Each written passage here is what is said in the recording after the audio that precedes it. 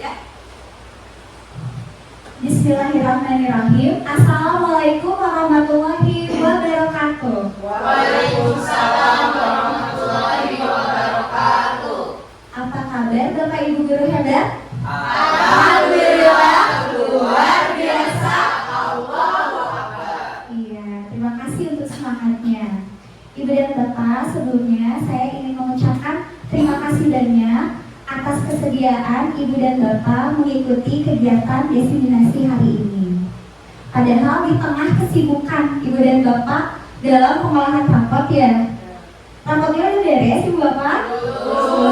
Semangat untuk kita semua. Ya. Nah, supaya semangat, saya akan mengajak Ibu dan Bapak ice breaking terlebih dahulu. Semuanya boleh berdiri dan bermainnya berdua-berdua.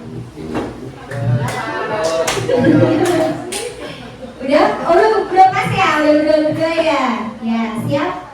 Kita main permainan tradisional anak tahun 90-an. Tentang permainan tradisional mimi-mimi. Ya, ada yang pernah coba? Nah, oke kita sama-sama ya. Tangannya gini Ibu Bapak. Ya. Nah, tangannya gini. Siap? 1, 2, 3. Mimi, mimi, di atas, di bawah. Mi 1, 2, 3. Mi 3, 2, 1. Mi cio, cio, cio. Mi gulung, gulung, gulung. Bapak bawa apa Pak? Bawa lemari. Lemari bawa kunci Pak. Ada di Siti. Siti minta susu Pak. Ada di sapi. Sapi minta rumput Pak. Ada di sawah. Sawah minta air Pak. Ada di gunung.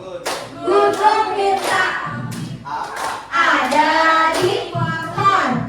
Kompor minta minyak Pak. Ada di warung. Warung minta uang Pak. Ada di bank. Sweet Ibu Bapak. Yang kalah kasih tangannya ke yang menang. Yang kalah boleh tidak tangannya ke yang menang. Yang kalah kasih tangannya. Yang kalah.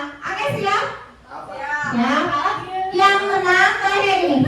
Semut berjalan, gajah berjalan, ibu mencuci di teras, di dapur.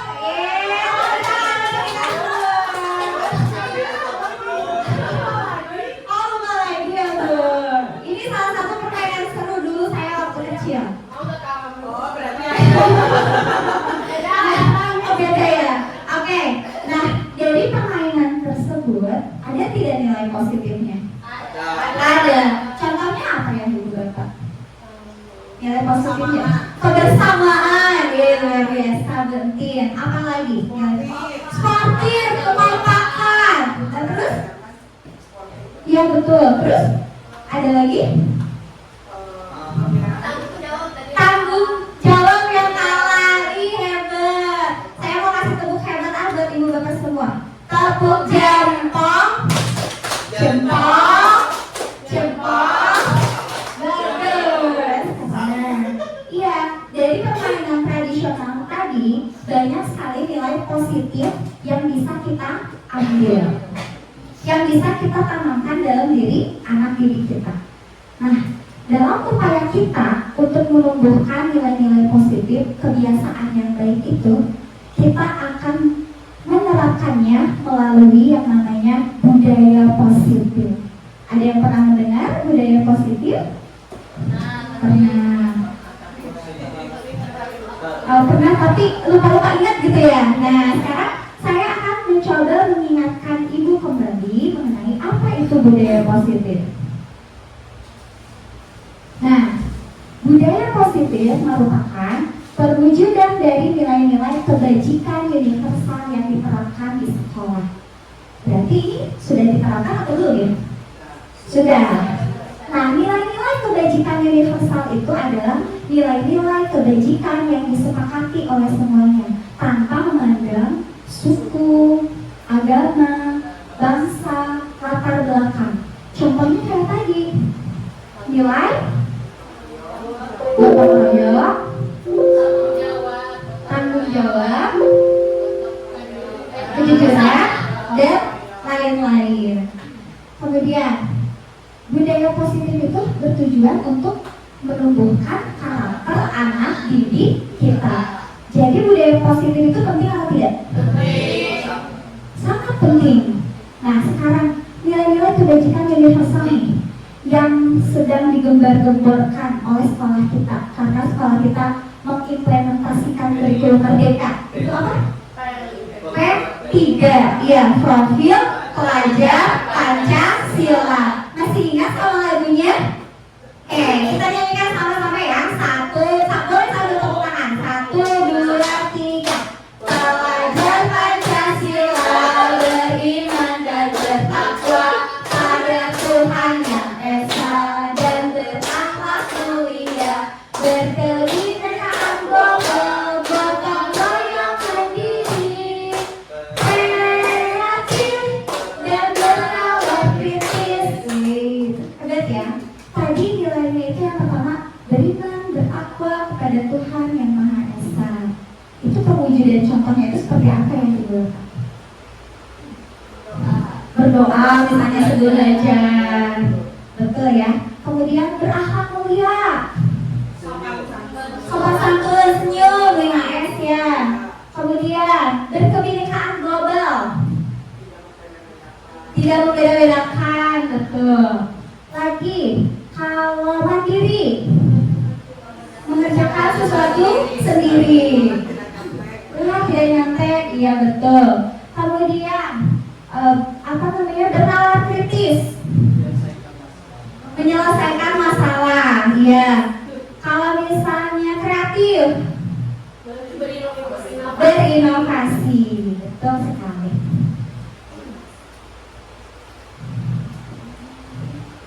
Nah, di sini ada beberapa konsep inti yang akan kita diskusikan mengenai konsep inti budaya positif.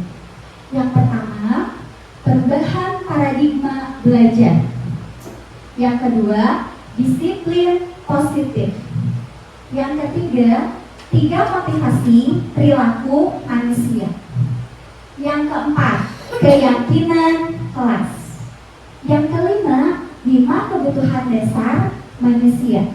Yang keenam, 5 posisi kontrol guru. Dan yang ketujuh adalah segitiga restitusi. Lumayan banyak ya menu kita hari ini. Insya Allah bermanfaat untuk ibu dan bapak semuanya.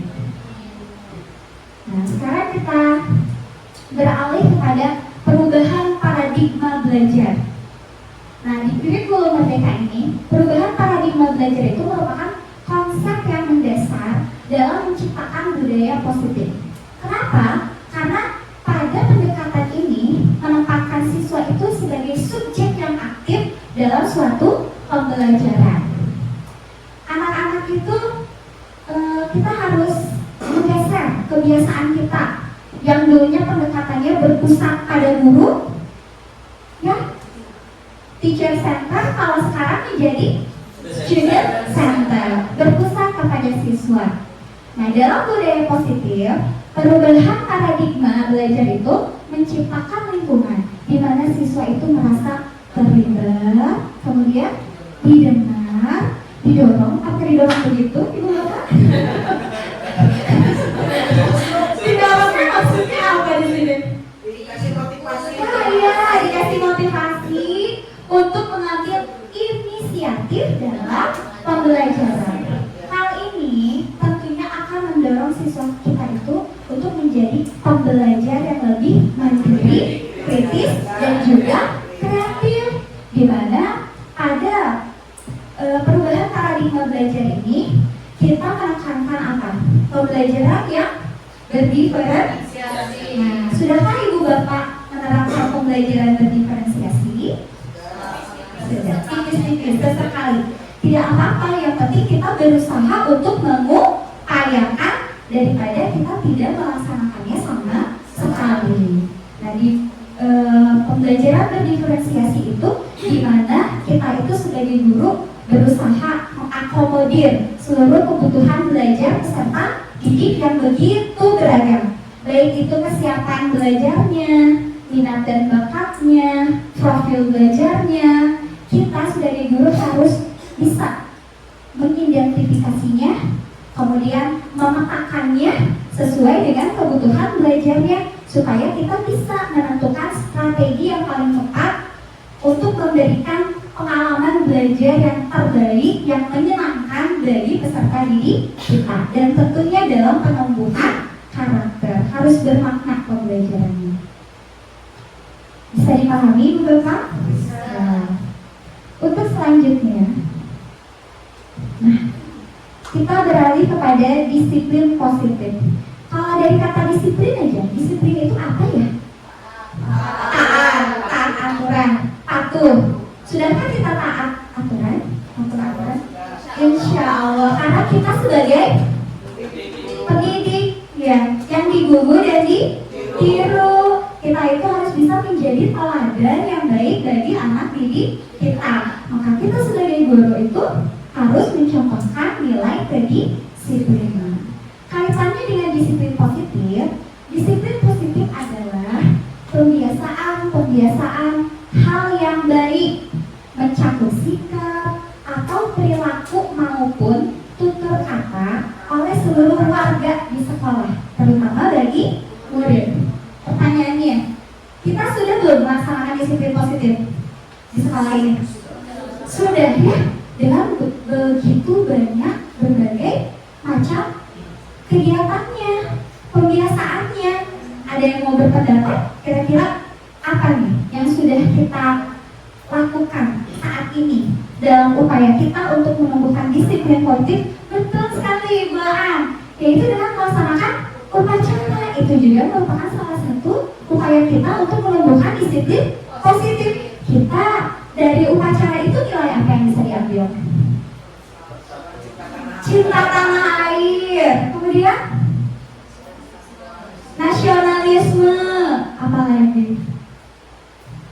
Tanggung jawab ya, disiplin. Terus ketika kita baris tuh kan jangan sampai goyang-goyang gitu, jangan sampai ngobrol. Berarti kita belajar untuk mengajarkan kepada anak untuk menahan diri, mengendalikan diri, berusaha untuk bersabar. Dari satu pembiasaan aja itu sudah luar biasa sekali nilai yang bisa kita ambil. Nah, supaya tidak ngantuk, kita coba ya bermain games untuk mengungkapkan pendapat dari pembiasaan apa aja. Tadi Bu Aan sudah, yaitu tentang upacara ya. Kita nyanyi lagu Balonku ya. Mulai dari sini, Ibu nanti kesana, kesini, kesana. Ini kasih lagu.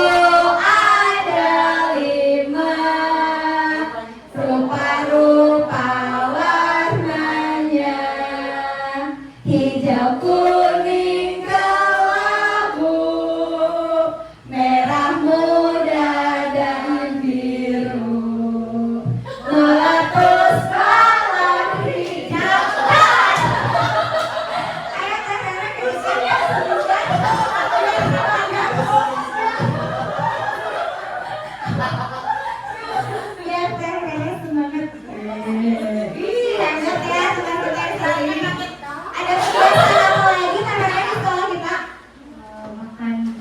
Oh iya, apa sih singkatan dari akronim Legis? Nah, kira-kira apa tuh nilai positif yang bisa diambil? Membiasakan memakan membiasakan hidup sehat. Iya, membiasakan hidup sehat, makan yang bergizi. Iya, betul. Betul ya. Kasih tepuk hebat dulu teman kita. Tepuk hebat. Lihatlah temanku, Terere hebat. Terima kasih Terere. Lagi ya Ibu Bapak, masih banyak kebiasaan yang ada di sekolah kita. Tadi apa lagi? Jadi benar? Ya siap. Kita mulai dari belakang sekarang. Ya. Masih sama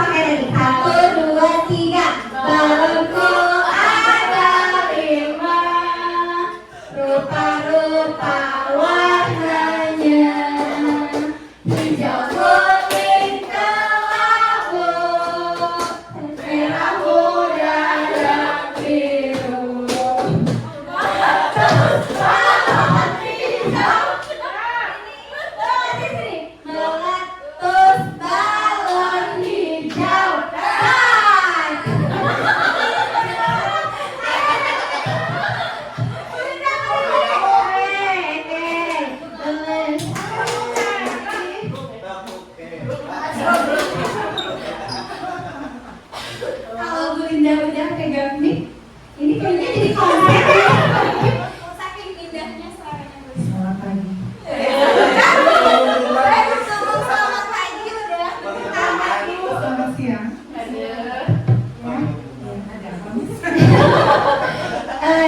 Apa namanya pembiasaan-pembiasaan yang sudah ada di sekolah kita dalam upaya kita untuk menanamkan disiplin positif pada anak didik kita. Tadi upacara sudah, terus ada yang namanya magis, terus apa lagi? Gemes juga. Ada gemes. Nah, itu kira-kira apa Bu? Kira-kira apa yang bisa kita ambil dari sana? Yang bisa ditanamkan pada anak kita? Minat baca siswa-siswi kita sih sebetulnya. Menanamkan minat baca. Kemudian ketika Meningkatkan minat baca juga. betul, di mana minat baca di sekolah kita itu kemampuan dalam kalau minat bacanya nggak bagus ya Bu ya. Terus Tinggal membaca pemahamannya mungkin ya Bu ya. Berliterasi. Berliterasi. Nah kemudian belajar mengungkapkan di depan. Di situ juga kalau misalnya kita membahas atau kegiatan tersebut itu Ya. anak-anak tuh berpacu apa tuh diarahkan untuk kita tuh untuk percaya diri menceritakan apa yang dia baca. Kan kadang Ya. kita berani baca, kita tahu maknanya, kadang menceritakan kembali itu jadinya suka malu gitu. Nah dari Ya. situ kan kadang suka di random ya, Iya, dipilih gitu. Jadi mudah-mudahan meningkatkan rasa percaya diri siswa juga. luar biasa. Boleh kasih tepuk hebat buat teman kita. Tepuk hebat. Lihatlah temanku Bu Linda hebat. Terima kasih. Selain itu ada pembiasaan apa lagi di sekolah kita? Bina muslim untuk menanamkan ketakwaan dengan apa budi pekerti. Iya ya. Anak-anak yang beramal mulia. Kemudian ada pembiasaan apa lagi? Apa? Melanda. Apa tuh artinya melanda? Menyanyikan lagu nasional dan daerah. Jadi itu menanamkan nilai apa? Nasionalis, cinta tanah air, rasa bangga terhadap kebudayaan Indonesia, kekayaan bangsa kita. Selain itu apa masih ada? Sepatu. Apa tuh sepatu? Oh iya, senam pagi tiap hari Rabu. Jadi banyak senam nggak Bu? Oke. Nah, kalau tadi kan itu pembiasaan-pembiasaan yang ada di sekolah kita nih. Sekarang saya ingin menggali pembiasaan-pembiasaan yang Ibu Bapak lakukan di kelas Ibu dan Bapak untuk menanamkan disiplin positif. Kayak misalkan saya membiasakan anak didik saya itu untuk mengucapkan 4 kata ajaib. Karena memang kebetulan ada juga ya Bu Al di kelas 1. 4 kata ajaib itu apa aja Bu Al? Maaf, terima kasih, tolong, maaf, terima kasih, tolong, permisi. Luar biasa. Kasih tepuk hebat juga buat ibu kita. Tepuk hebat. Lihatlah temanku Bu Aan hebat. Nah itu salah satu pembiasaan positif yang saya lakukan di kelas. Kalau tadi lewat games, kalau sekarang saya ingin atas dasar sukarela. Siapa yang mau bercerita tentang pembiasaan positif yang biasa dilakukan? Kalau tadi lewat game, kalau sekarang sukarela. Siapa yang? Iya. 4 kata aja itu apa lagi yang bisa? Ada lagi? Sebelum masuk kelas tuh biasanya bagaimana? Bisa. Boleh ke depan? Saya biasanya setiap mau pulang sekolah suka open semut gitu. Ya, open semut. Jadi sebelum keluar kelas anak itu membawa satu orang 1-2 sampah. Hebat ya, operasi semut katanya. Iya ya. Kita kan sebagai guru itu tugasnya harus selalu mengingatkan anak tentang kebersihan. Apalagi kalau nah betul, mencontohkan juga, apalagi sekolah kita kan sekarang sudah salah satu sekolah yang ditunjuk untuk melaksanakan program Adiwiyata Green School. Nah, di sini ketika anak melakukan tadi yang namanya disiplin positif, itu ada motivasinya. Ada 3 jenis motivasinya. Ada yang melakukan pembiasaan nih, yang sehari-hari kita laksanakan karena yang pertama, untuk menghindari ketidaknyamanan, hukuman. Takut dimarahin sama ibu, jadi aku mau ikut senam. aku mau aku mau ngerjain PR supaya aku tidak dihukum sama guru. Ini adalah tingkat motivasi yang paling rendah dari semuanya. Selanjutnya ada untuk mendapat imbalan penghargaan dari orang lain. Nah, misalkan anak melakukan suatu kebiasaan itu supaya dipuji sama gurunya, biar aku dibilang siswa teladan, aku mau melaksanakan semua kegiatan pembiasaan yang ada di sekolah. Kemudian, aku mau ngerjain tugasnya yang paling awal, supaya aku dikasih reward bintang sama guru aku. Itu juga termasuk kepada motivasi, tapi lebih baik ya daripada yang hukuman. Kemudian, yang terakhir yang ketiga, itu ada untuk menjadi orang yang mereka inginkan dan menghargai diri sendiri dengan nilai-nilai yang mereka yakini. Berarti ini tingkat motivasi yang paling jempol, yang paling baik, karena motivasinya itu berasal dari dalam diri untuk melakukan suatu kegiatan-kegiatan. Ini dikaitkan dengan kebiasaan sekolah ya, dengan kegiatan-kegiatan yang ada di sekolah, karena anak itu sudah sadar betul, sudah tertanam dalam dirinya, ada nilai-nilai yang dia yakini. Nah, oleh karena itu, motivasi yang satu dan kedua itu motivasinya bersifat ekstrinsik. Anak melakukan sesuatu karena faktor luar, yaitu tadi karena kalau nggak takut dihukum, ya supaya dipuji, supaya dapat sesuatu dari gurunya. Nah, kalau yang ketiga itu jenis motivasinya itu intrinsik, berarti berasal dari dalam diri. Iya, berasal dari dalam diri sendiri untuk melakukan hal-hal baik. Nah, sekarang ada yang namanya hukuman atau konsekuensi. Ini boleh dari kegiatan, boleh semuanya dua apa berbaris di sini. Berbaris, satu barisan. Ini membedakan hukuman atau konsekuensi. Membedakan hukuman atau konsekuensi. Kalau misalnya hukuman, kalau buaan kayaknya sakit kaki nggak apa-apa, Bu, boleh duduk sama guntir takut sakit kaki, ya. Ya, yang untuk ibu mulai aja, ya boleh sini. Ya, ibu boleh maju lagi, tapi maju lagi terus sampai rumah. Oke, boleh pegang pundak kenanya ya. Kalau misalnya hukuman, berarti loncatnya ke kanan. Kalau misalnya konsekuensi, berarti loncatnya ke kiri. Siap ya? Siap konsentrasi? Oke, sekali lagi siap konsentrasi? Konsentrasi dimulai. Oke, siap. Saya bacakan pertanyaan nomor 1. Hukuman ke kanan, kalau konsekuensi ke kiri.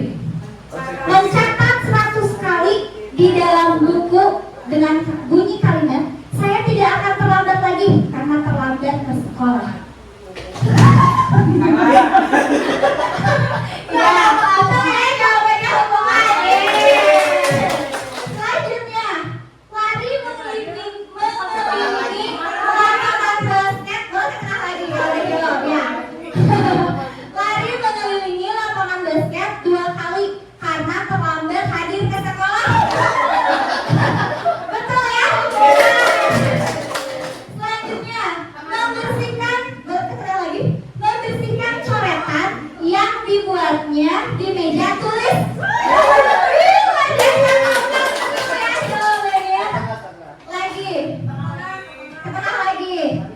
Murid diminta untuk push up 15 kali karena tidak menggunakan masker ke sekolah.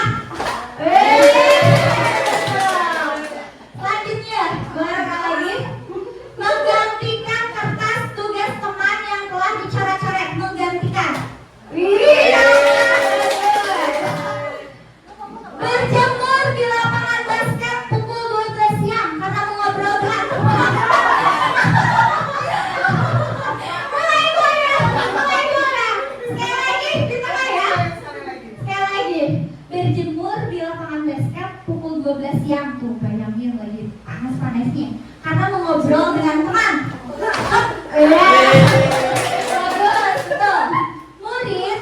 diminta bertelanjang kaki sepanjang hari karena tidak menggunakan sepatu warna hitam sesuai peraturan sekolah.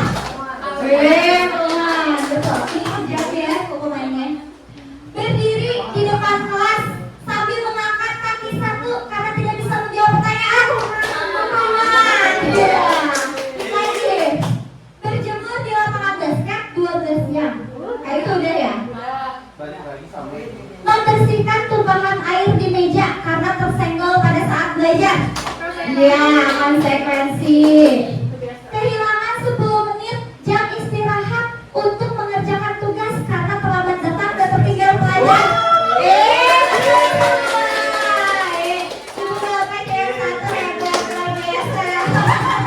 Semuanya betul, keren ya. Nah, sekarang jadi apa sih perbedaannya hukuman, konsekuensi, dan juga ada yang baru namanya restitusi.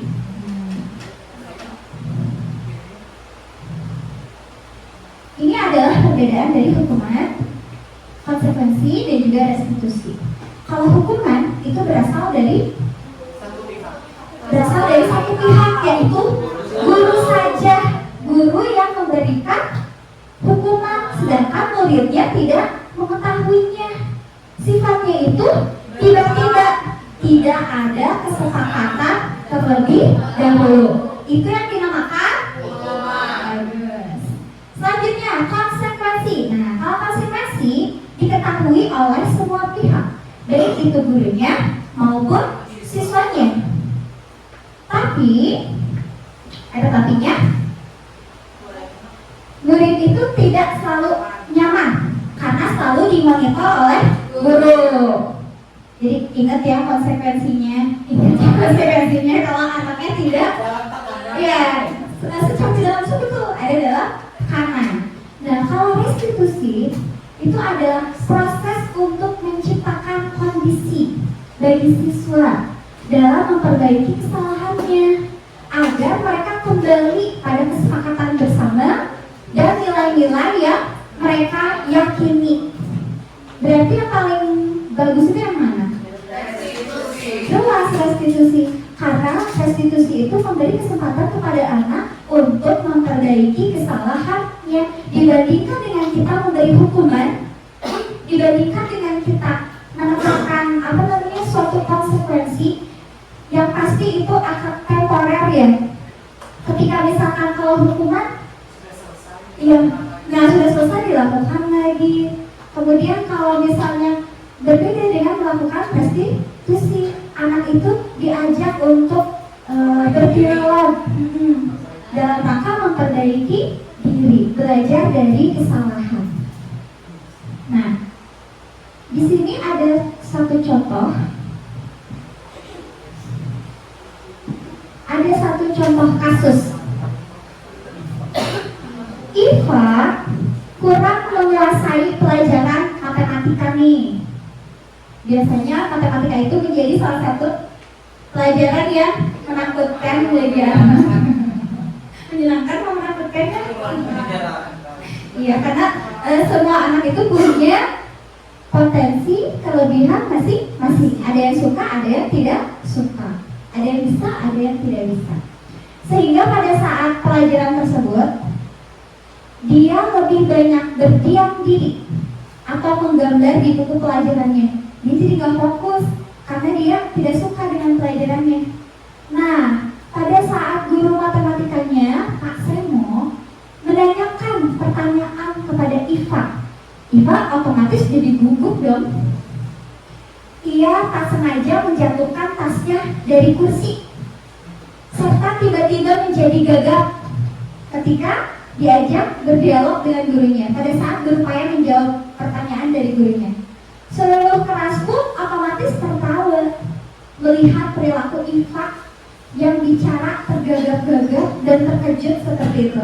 Terbayang gak Bu ini? Iva seperti apa stressfulnya, seperti apa tekanannya, sedihnya gitu. Kemudian Pak Seno pada saat itu malah membiarkan teman-teman Iva menertawakan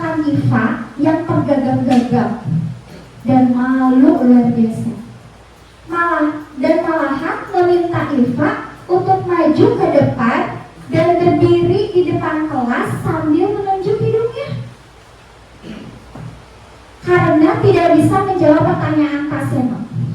Kelasnya otomatis semakin gaduh dan anak-anak pun ketawa melihat Iva di depan kelas memegang ujung hidungnya. Masih ada tidak praktek seperti ini di sekolah kita? Alhamdulillah tidak ada ya. Ini ngeri banget kalau masih ada yang seperti ini, tidak sesuai. Ini mah zaman jahiliyah ya. Sekarang kan anak-anak harus merdeka. Nah, pertanyaannya, apakah Anda setuju? Apakah Ibu Bapak setuju dengan tindakan Pak Seno terhadap Iva? Setuju atau tidak? Tidak. Siapa yang mau berpendapat? Siapa?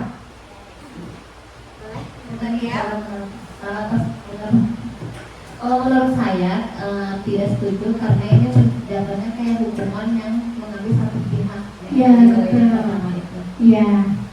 Karena ini bersifat hukuman yang berasal dari satu pihak yang menyebabkan apa ke Ibu Maria? Yang malah kalau ini jatuhkan anak, nanti jatuhnya anaknya malah makin tidak suka. Malah makin gak suka sama pelajarannya. Bukan dia bikin bisa sama pelajarannya, malah makin tidak suka. Bisa jadi yang pertama dia tidak suka pelajarannya karena tindakan Pak Seno yang seperti itu, Iva itu malah menjadi benci terhadap gurunya. Terima kasih Bu Maria. Terima kasih tepuk. Ya, terima kasih. Betul ya. Nah sekarang, menurut Anda tindakan Pak Seno terhadap Iva adalah sebuah hukuman atau konsekuensi? Tadi sudah terjawab. Sebuah hukuman. Karena tadi kalau dilihat dari ciri-cirinya, satu pihak mendadak, tidak ada kesepakatan, terjadi ya secara tiba-tiba. Betul ya, hebat. Nah, mari kita lihat hukuman, kemudian konsekuensi dan restitusi itu akan membentuk identitas yang seperti apa terhadap anak didik kita. Ada dua kemungkinan identitas yang terjadi pada anak didik kita. Jika kita selalu memberi hukuman kepada anak didik kita akan menjadi identitas gagal. Kalau konsekuensi dan restitusi itu memberikan identitas sukses. Tapi pasti nanti ada bedanya antara konsekuensi dan juga restitusi dampaknya. Yang mana yang ngasih perubahan perilaku yang terbaik? Nah, misalnya, kalau hukuman, sesuatu yang menyakitkan itu harus terjadi karena dia sudah melakukan kesalahan. Iya. Kemudian konsekuensi juga sesuatu itu harus terjadi karena sudah ada kesepakatan ya sebelumnya. Kalau restitusi, nah di sini gurunya itu memberikan pilihan bagaimana cara anak untuk memperbaiki kesalahannya.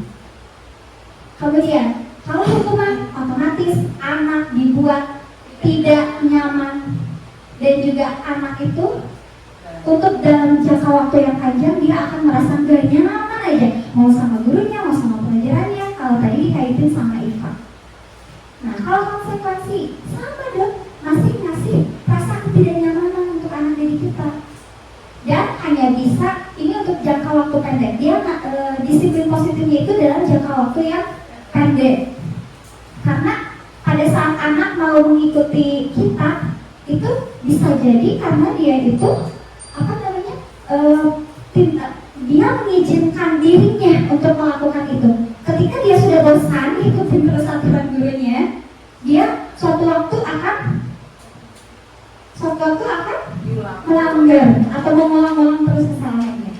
Nah, kalau restitusi itu akan menguatkan murid dalam jangka waktu yang panjang.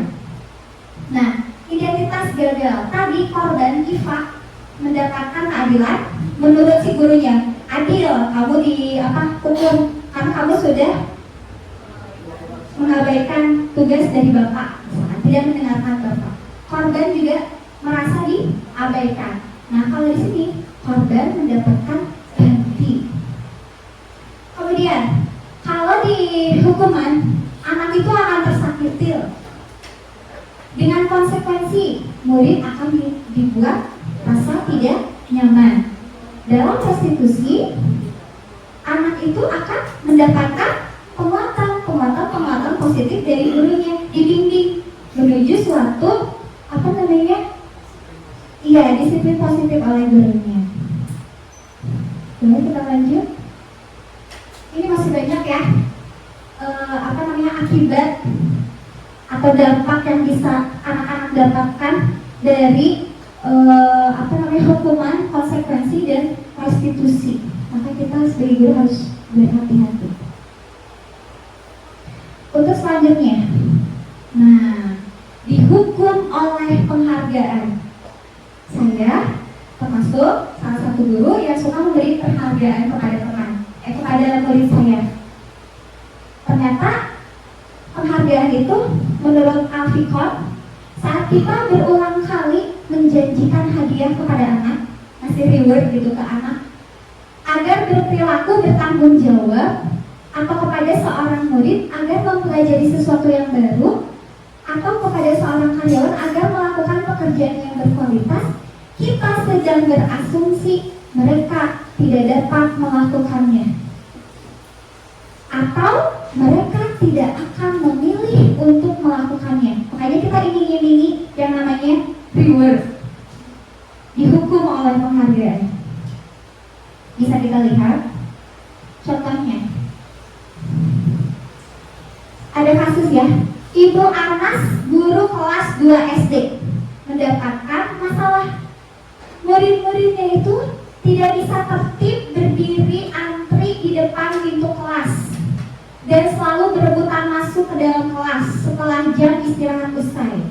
Ini tentunya sangat mengganggu proses pembelajaran, di mana kelas tidak dapat mulai tepat waktu karena Ibu Anas sibuk menenangkan murid-muridnya untuk waktu yang cukup lama. Akhirnya Ibu Anas berpikir cepat, mengandalkan stiker bintang. Setiap murid-muridnya akan masuk kelas usai jam istirahat. Bu Anas akan mengiming-imingi muridnya dengan stiker bintang. Siapa yang dapat berdiri lurus dan berbaris rapi antri di depan pintu dapat bintang dari Bu Anas ya.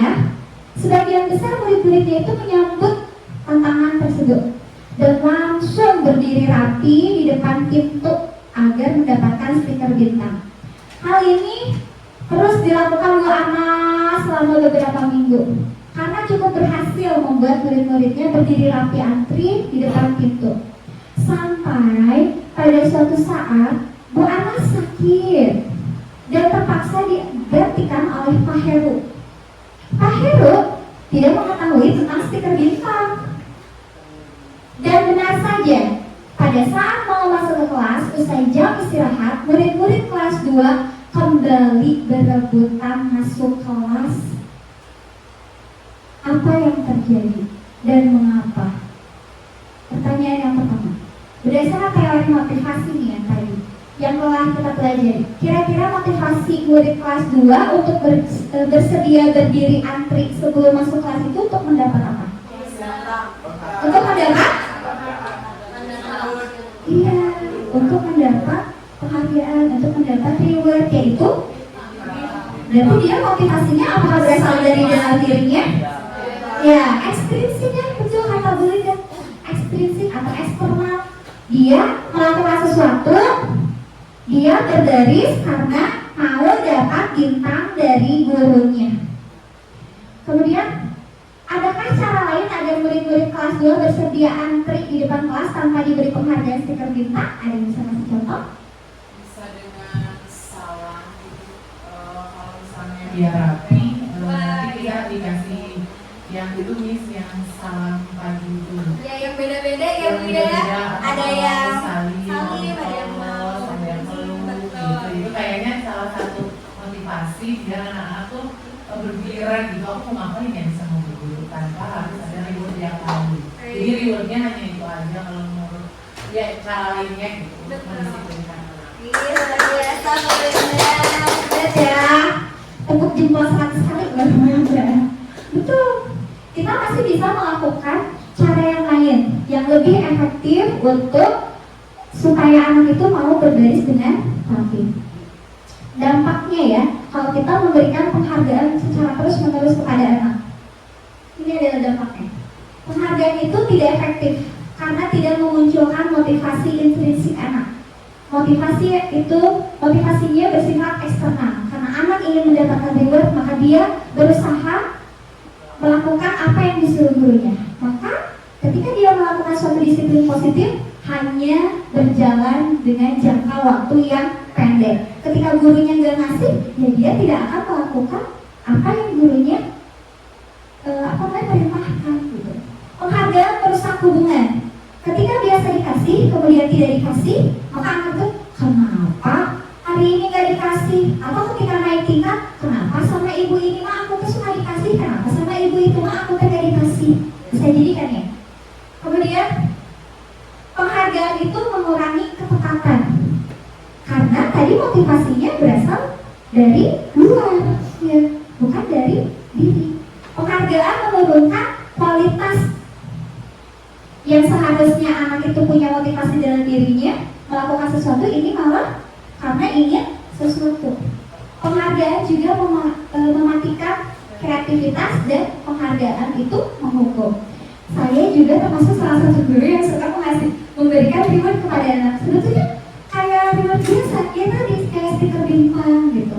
Tapi ternyata setelah mempelajari modul 1.4 KD LMS CGP, itu penghargaan itu tidak baik diberikan dalam jangka waktu yang panjang karena bisa menghukum siswa kita, bisa merusak hubungan, mengurangi ketepatan dan juga yang lainnya. Anak-anak saya itu senang, misalnya dikasih permen aja, dikasih bintang, mereka mau mengikuti apa yang saya perintahkan gitu, karena dia ingin mendapatkan sesuatu dari saya. Dan sekarang saya berusaha untuk memunculkan motivasi dalam diri anak.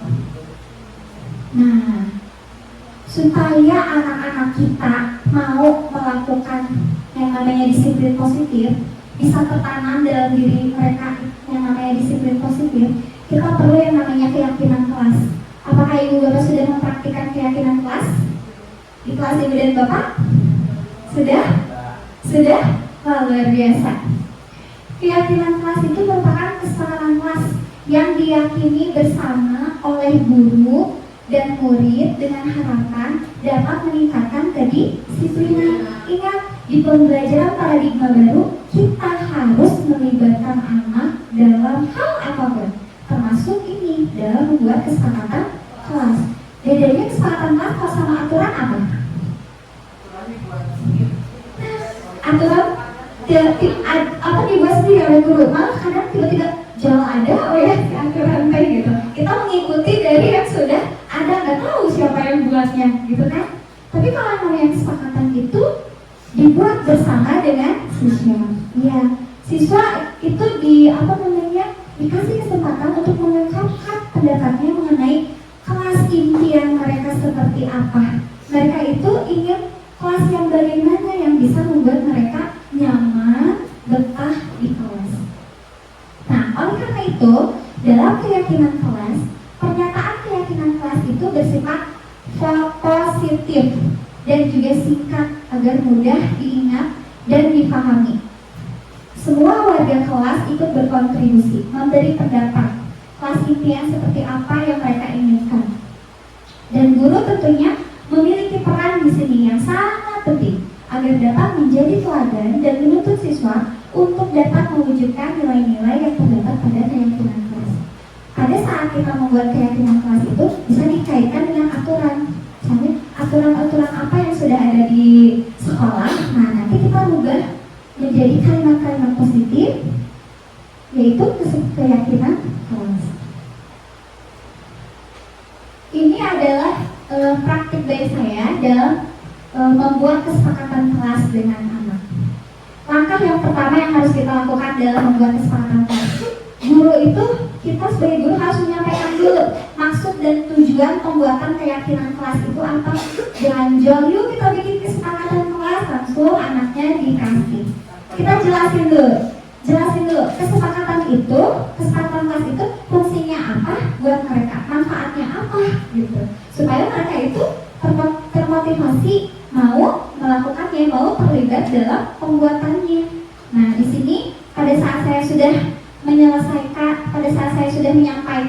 maksud dan tujuan pembuatan keyakinan kelas, baru saya mulai membagikan sticky note.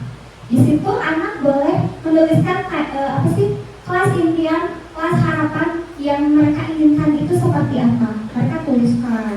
Nah, siswa itu menuliskan pendapatnya tentang kelas impian yang diinginkan. Kemudian siswa menempelkan pendapatnya di papan tulis tuh. Setiap anak itu menempelkan mereka itu pengen kelas impian yang seperti apa.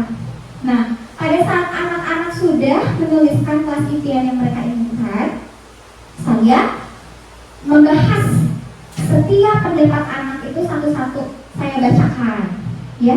Kemudian pasti kan itu ada yang sama ya, kesepakatan kelasnya yang diinginkan anak. Nah, di sini tugas saya itu merubah kalimat negatif menjadi kalimat positif. Itu maksudnya kayak misalkan dilarang buang sampah sembarangan. Kalau kalimat positifnya berarti membuang sampah pada tempatnya. Misalkan tidak boleh datang terlambat ke sekolah, berarti dibuatnya dalam kalimat yang positif, singkat, padat, dan jelas supaya mudah dipahami, mudah diingat oleh anak. Nah, ketika sudah dibacakan satu-satu pendapat anak, kemudian sudah dirubah menjadi kalimat yang positif, tinggal menyepakatinya bersama-sama dengan anak. Ketika sudah dibuat gitu ya, nanti dibacakan lagi satu-satu sambil disepakati. Dan kita membuat poster kesepakatan kelasnya. Kalau saya anak-anak itu mengecat jarinya pakai pakai cat air. Nah, jadi berwarna-warni. Ada cap jempol anak-anak di kesepakatan kelas itu. Jadi semakin membuat mereka tertarik untuk membuat kesepakatan kelas ini dan berusaha untuk menaatinya. Meskipun kita sudah buat kesepakatan kelas, masih mungkin tidak ada pelanggaran. Tentu. Karena yang namanya penanaman karakter dan budi pekerti itu membutuhkan proses yang panjang, ya.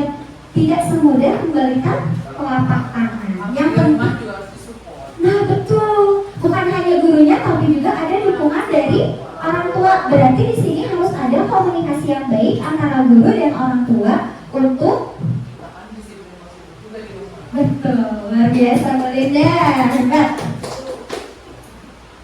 Nah, selanjutnya ada yang namanya kebutuhan dasar manusia. Kita punya kebutuhan tidak? Punya, setiap orang punya kebutuhan. Kebutuhan dasar manusia merupakan sesuatu yang kita lakukan untuk mendapatkan apa yang kita inginkan. Seluruh tindakan yang kita lakukan itu tentunya memiliki tujuan.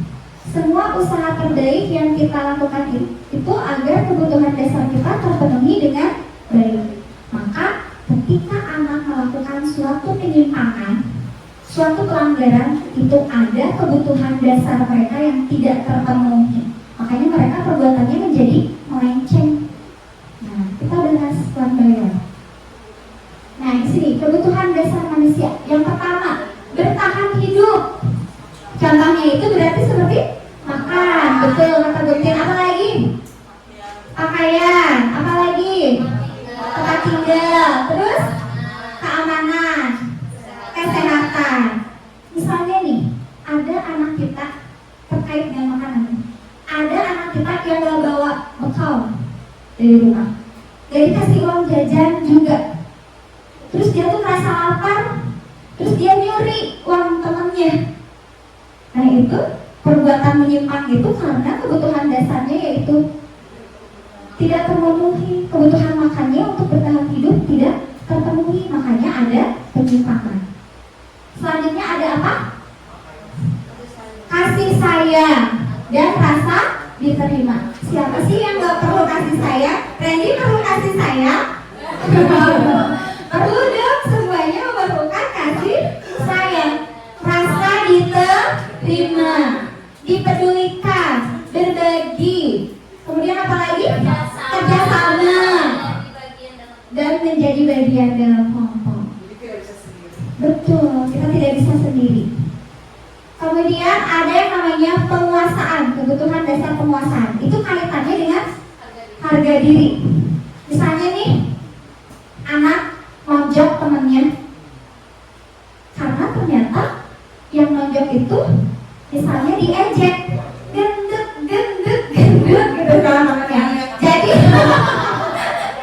Kemudian mangkrak. Jadi dia mukul temannya. Berarti kebutuhan dasarnya itu yang hilang itu yang tidak terpenuhi apa? Penguasaan. Kemudian ada kebebasan. Kebebasan itu kaitannya dengan mandiri, terus memiliki pilihan, mencoba hal baru, dan mampu mengendalikan arah dirinya. Yang terakhir, kesenangan. Kesenangan itu kaitannya dengan apa? Bermain, humor, antusias, dan tertawa. Semuanya mau ketawa?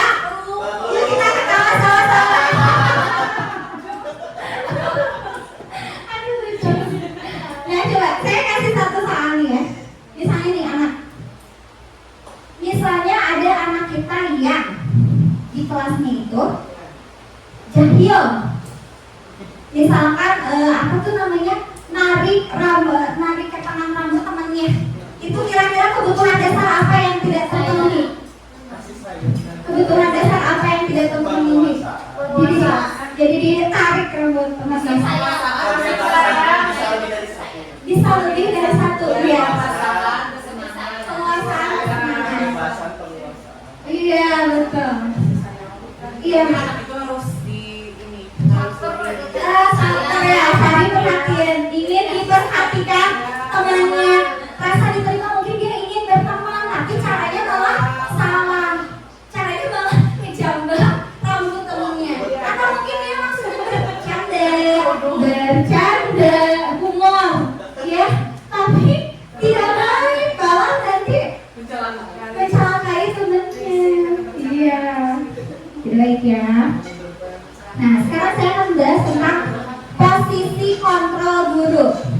Nih, posisi kontrol, apakah ibu bapak pada saat ini ada posisi kontrol penghukum, pembuat merasa bersalah, teman, pemantau, atau manajer? Ada yang mau berbagi pengalaman? Ada yang mau berbagi? Siapa? Termasuk posisi kontrol apakah? Pak Randy di kelas, penghukum, pembuat merasa bersalah, penghukum, teman, pemantau, atau manajer? Gimana Pak Randy? Kalau saya tergantung kondisi juga ya, gimana situasi kelas. Ada bisa menjadi penghukum dia, pembuat merasa bersalah dia, menjadi teman dia, pemantau dan manajer juga. Jadi tergantung bagaimana situasi di kelas, apakah situasi dan kondisi di kelas seperti apa. Permasalahannya juga. Oke baik, terima kasih. Kalau yang lebih dominan aja dari semuanya, siapa yang mau bercerita? Kalau Pak Randy tadi bilang, Pak Randy itu yang tergantung dengan kondisi situasi pada saat itu. Kemudian mungkin separah apa gitu ya tingkat pelanggaran yang dilakukan oleh anak. Nah kalau Bu Asti gimana? Kalau Bu Asti posisi kontrol apa? Menjadi teman, best friend together. Ya, saya pribadi juga pernah gitu ya. Secara nggak langsung nih, kayak misalkan kalau penghukum itu orang-orang menjalankan posisi penghukum itu senantiasa mengatakan bahwa sekolah itu memerlukan sistem atau alat yang dapat lebih menekan murid-murid agar mereka bisa berdisiplin. Kalau misalkan pembuat merasa bersalah itu mereka menggunakan keheningan yang membuat orang lain itu merasa tidak nyaman, merasa bersalah. Ya saya lama-lama jadi bikin anaknya tidak nyaman gitu. Malah itu bisa lebih parah dari seorang penghukum. Yang ketiga, posisi sebagai teman. Pada posisi ini sebetulnya guru tidak menyakiti murid, tapi tetap berupaya mengontrol murid itu dengan melalui persuasi atau mengajak membujuk. Di posisi pemantau, pada saat kita mengawasi, kita bertanggung jawab atas perilaku orang-orang yang kita awasi. Posisi pemantau berdasarkan pada aturan-aturan atau konsekuensi yang sudah disepakati. Sebagai manajer, posisi di mana guru itu berbuat sesuatu bersama dengan murid, mempersilahkan murid mempertanggungjawabkan perilakunya. mendukung murid agar dapat menemukan solusi atas permasalahannya sendiri. Itu pada posisi manajer. Supaya lebih jelasnya, ini dijelaskan satu-satu. Nah, sebagai pemukul, contohnya nada suaranya tinggi, bahasa tubuhnya melotot, matanya keluar semua, dan jarinya tuh menunjuk-nunjuk menghardik. Nih, kira-kira bacanya gimana nih? Nah, coba Indonesia gimana Indonesia? Ceritanya ini Indonesia jadi pemukul gimana Indonesia? Lambat lagi, kemarin lambat. Kalian tuh lambat. Lambat. Kapan bisa ketemu waktu? Ya, betul ya, kayak gitu. Terlambat lagi, kemarin terlambat, hari ini terlambat, terlambat aja terus. Kapan bisa memang tepat waktu? Tuliskan di bukumu, aku tidak akan datang terlambat lagi ke sekolah sebanyak 2 lembar. Masya Allah.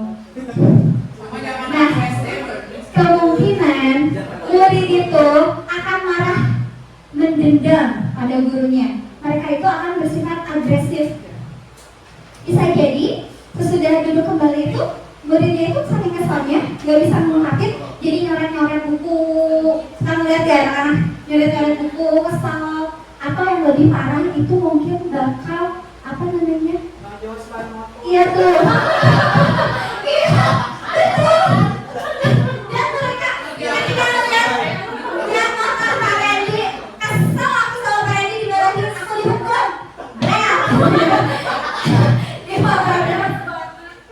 Iya. Kemudian membuat merasa bersalah. Nih, nada suaranya itu memelas, halus, sedih, bahasa tubuhnya tuh merapat pada anak dan lesu. Iya, saya juga kadang suka ngomong, kok terlambat lagi?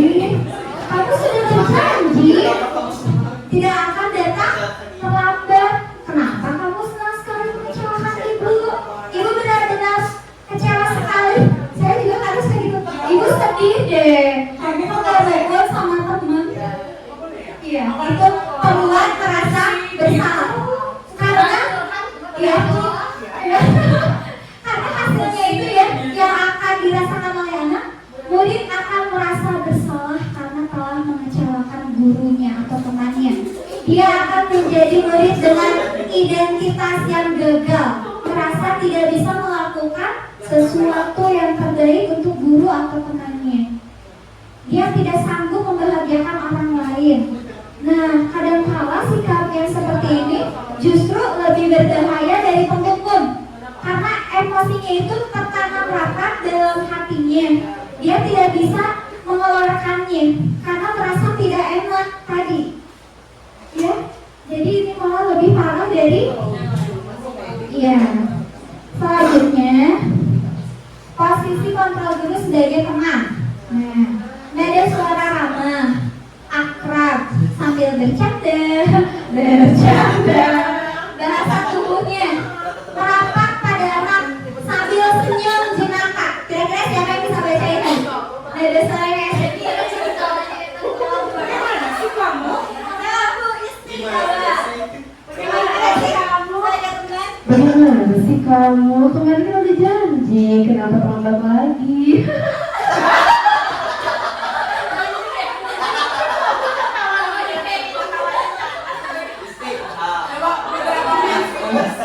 Ya sudah, tidak apa-apa. Duduk dulu aja sana, nanti ibu bantu kamu.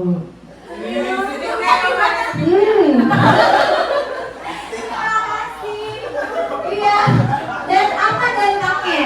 Ini dampaknya ya. Iya.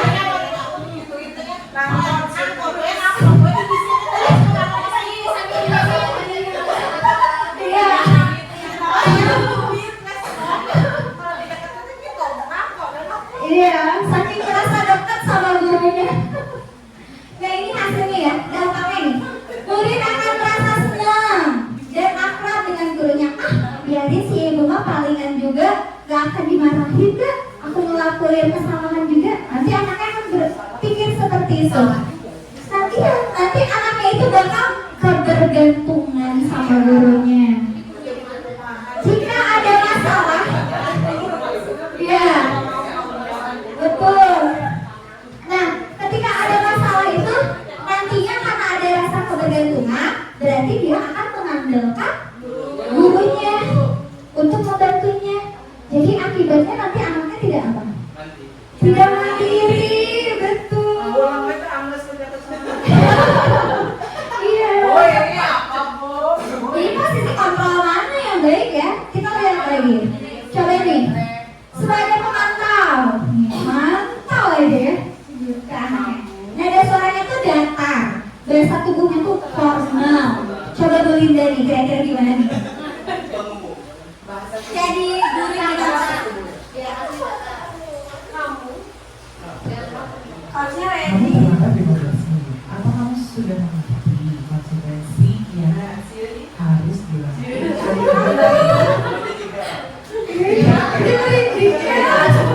luar biasa, Ibu menjiwai sekali. Terima kasih betul. Ya, kurang lebih kayak gitu.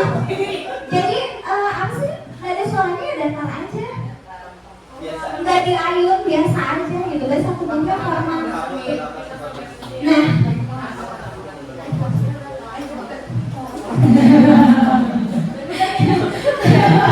betul. Nah, Siswanya bukan susah juga Miss waktu itu. Kita bisa komen di masalah.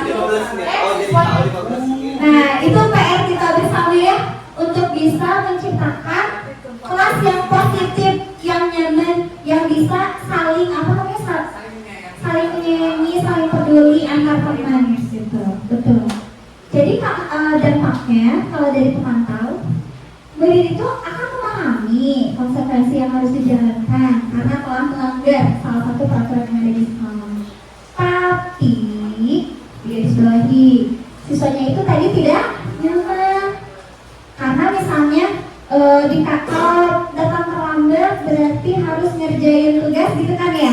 Berarti anaknya itu jadi harus berada di kelas saat jam istirahat dan mengerjakan tugas. Haknya itu sama kita diambil, hak istirahatnya. Jadi masih kurang baik ya. Nah, yang terakhir nih, posisi sebagai manajer. Nada suaranya tulus, bahasa tubuhnya tidak kaku, mendekat ke murid. Kira-kira ini bahasanya seperti apa?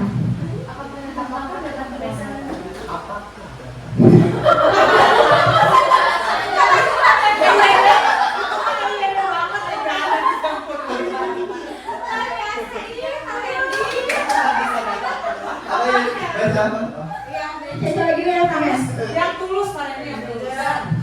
Yang tulus. Apakah datang terlambat adalah kebiasaan yang baik? Balik usahakan itu. Mengapa? Mengapa kamu bisa datang terlambat? Bagaimana kamu akan memperbaikinya? Ya. Betul ya. Kayak gitu ya tuh. Dilihat dari bahasanya aja. Menggunakan kalimat-kalimat yang apa? Kalimat-kalimat yang baik, yang positif dan juga membangun. Hasilnya otomatis murid akan merasa nyaman. Minimal kita bikin anak kita nyaman dulu. Dan akan muncul motivasi yang berasal dari dirinya untuk memperbaiki kesalahannya. Maka jika kita menerapkan posisi kontrol guru kita sebagai manajer, kita akan menanamkan motivasi intrinsik dalam diri anak. Ada motivasi yang berasal dari dirinya. Kalau kita melaksanakan posisi kontrol guru sebagai manajer. Jadi gimana Ibu Bapak? Sudah berrefleksi? Ya, berarti ya, ya, berarti ya posisi kontrol yang harus diterapkan oleh guru itu posisi kontrol sebagai manajer, karena guru mengacu pada teori restitusi yang dapat menjadikan murid sebagai manajer bagi dirinya sendiri sehingga tercipta identitas yang positif.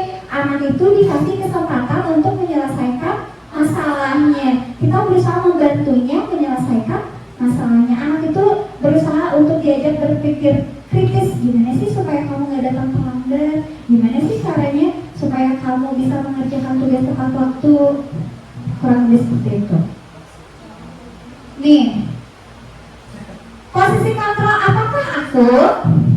Ibu sedih sekali. Kenapa sih kamu sedih sekali? Silakan ibu. Oke, kita lihat jawabnya. Dim salah dim jadi apa? Betul ya. Pembuat merasa bersalah. Berarti udah paham ya ibu. Selanjutnya, jika kamu meyakininya, apakah kamu bersedia memperbaikinya? Ya. Hebat. Sebagai manajer. Hebat. Selanjutnya, kamu selalu aja salah.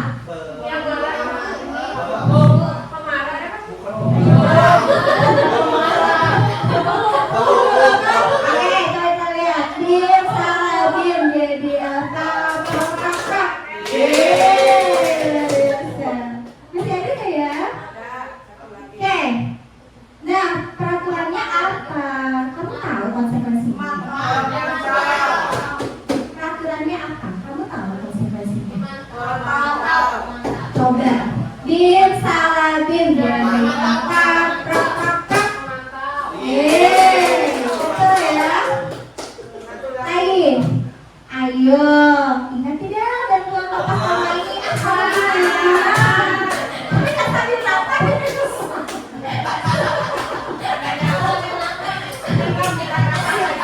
Jadi sekarang kemarin berarti saya sudah kenal bagus. Nah, ada yang namanya segitiga restitusi. Ini berapa SKS, Miss? Tiga ibu, tiga SKS, Masya Allah. Nah, segitiga restitusi itu suatu proses dialog yang dijalankan guru atau orang tua agar dapat menghasilkan murid yang mandiri dan juga bertanggung jawab. Ini proses dialognya itu positif sekali, mengajak anak itu untuk bisa mempertanggungjawabkan apa yang telah kesalahan yang telah dia lakukan dan belajar dari kesalahan yang telah dia perbuat, mencari solusinya. Segitiga restitusi itu membantu murid memiliki tujuan, disiplin positif, dan memperbaiki dirinya setelah berbuat salah. Restitusi itu bukan untuk menebus kesalahan ya ibu bapak, tapi anak-anak itu dikasih pilihan untuk belajar dari kesalahannya. Ini langkah-langkahnya. Ada 3 langkah segitiga restitusi. Yang pertama, menstabilkan identitas. Yang kedua, memvalidasi tindakan yang salah. Yang ketiga, menanyakan keyakinan.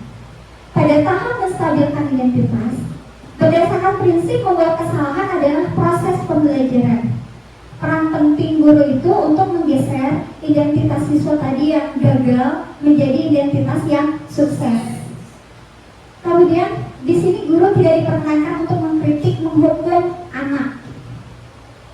Pada tahap memvalidasi itu berdasarkan prinsip setiap orang itu berupaya memenuhi kebutuhan tertentu. Tadi kan bentuk penyimpangan anak itu karena ada kebutuhan dasarnya yang tidak terpenuhi. Kita ganti di sini, kita korek. Kira-kira apa sih permasalahannya?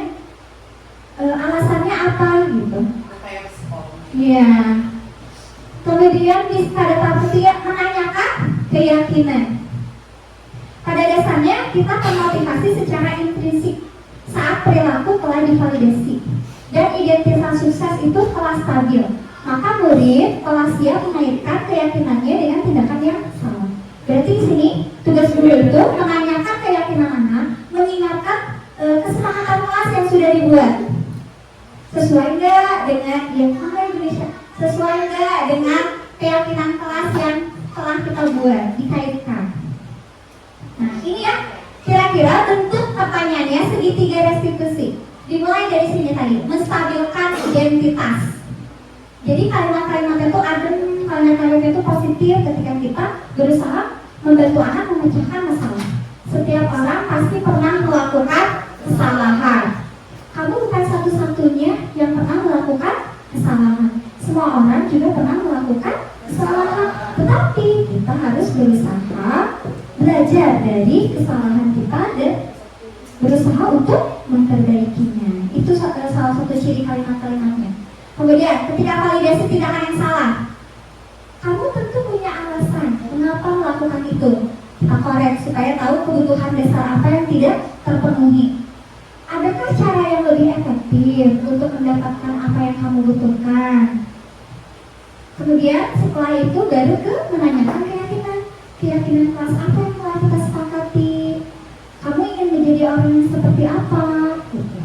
Dan ini adalah contoh praktik baik yang saya lakukan dengan anak saya yang suka datang terlambat. Sekarang anak ini datangnya jadi lebih tepat waktu meskipun pulangnya masih terlambat. Ini pasti tahu ya siapa? Halo Kisma, halo Miss. Tadi sewaktu Kak kamu datang terlambat ya? Ya Miss. Apakah datang terlambat itu adalah kebiasaan yang baik? Bukan Miss. Kenapa? Karena tidak disiplin. Betul sekali. Itu bukan kebiasaan yang baik. Itu tidak apa-apa. Terkadang manusia memang melakukan kesalahan. Itu juga terkadang melakukan kesalahan. Tapi kita harus belajar dari kesalahan tersebut ya. Nah, sekarang kita ayo sama-sama mencari solusi agar kamu bisa datang ke sekolah tepat waktu. Ya, Miss. Jadi sebetulnya kenapa kamu bisa datang terlambat ke sekolah? Karena saya bangun terlalu siang, Miss. Kenapa itu bisa bangun siang, kan? Karena saya tidur di kamar malam, Miss. Baik. Apakah kamu masih ingat keyakinan kelas yang sudah kita sepakati bersama? Ya, Miss. Kira-kira keyakinan kelas apa yang sudah kamu langgar dengan datang terlambat ke sekolah? Saya terlambat terus keyakinan, Miss. Betul sekali. Lalu menurutmu, nilai kedisiplinan itu penting tidak untukmu? Kenapa? Karena dengan disiplin hidup aku menjadi lebih kokoh. Betul sekali, dengan disiplin hidup lebih kuat menjadi lebih teratur. Nah, kira-kira apa yang akan kamu lakukan agar kamu bisa bangun lebih pagi dan datang sekolah tepat waktu? Saya tidak boleh tidur terlalu malam. Oke, itu ya. Nah, selanjutnya, apakah ada cara lain yang bisa membantunya supaya kamu bisa bangun lebih pagi? Ada, Miss. Saya akan menyalakan alarm. Hebat sekali. Sekarang kamu sudah menemukan solusi agar kamu bisa bangun lebih pagi dan datang ke sekolah waktu. Nah, ibu juga akan berkomunikasi dengan orang tuamu agar bisa memantau kegiatannya di rumah. Baik, Miss. Terima kasih. Nah, itu adalah salah satu contoh praktik segitiga restitusi. Bisa dipahami, Bu Bapak? Bisa. Semoga bisa dipraktikkan di kelas Ibu dan Bapak. Ya, terima kasih banyak Ibu Bapak. Saya harap Ibu Bapak bisa mempraktikannya di kelas. Sebanyak apapun ilmu yang kita dapatkan hari ini akan menjadi sia-sia apabila kita tidak mempraktikkannya. Ayo kita menanamkan dan mewujudkan budaya positif di sekolah kita. Ya, Ibu Bapak, terima kasih banyak untuk atensinya. Mohon maaf apabila banyak kekurangannya. Wassalamualaikum warahmatullahi wabarakatuh. Waalaikumsalam.